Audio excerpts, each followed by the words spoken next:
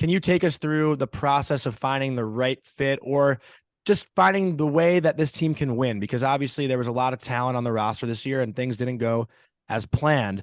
So if you're Chris Drury right now, where are you bringing this thing? Which direction? I think you have to look at what the Rangers have done over the last five coaches. If you go back to Tom Rennie, nice guy, players coach, everybody liked him. Just wasn't able to push him to the next level. Then you go to a little bit of a different one in John Tortorella. And John was extremely tough, really hard driving, squeezed a lot out of those teams. One year they ran into a very good New Jersey Devil team led by Marty Brodeur.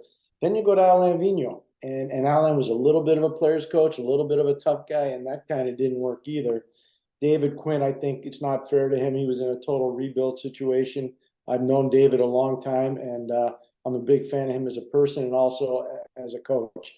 But unfortunately, he was in the rebuild. Now you go to Gerard Gallant, try to be nice early, then try to be hard.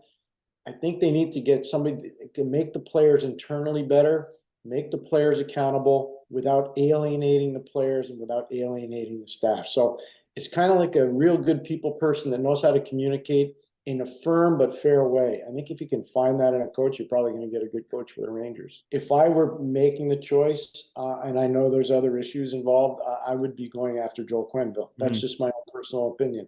I've known Joel a long time. We worked together in the Hartford Whalers organization. We actually went to training camp together as players in New Jersey way Oh, back no kidding. in the early 80s. I'm a big fan of him as a person. I'm a huge fan of him as a coach.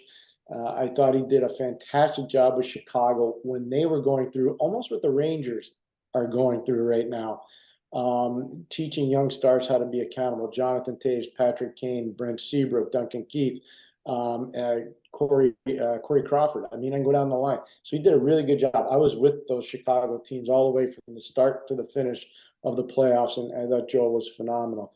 He won a Stanley Cup as an assistant coach. People forget that in Colorado with Mark Crawford. He's been part of a lot of winning. I like guys that are part of winning programs, and I think Joel would be a really good selection.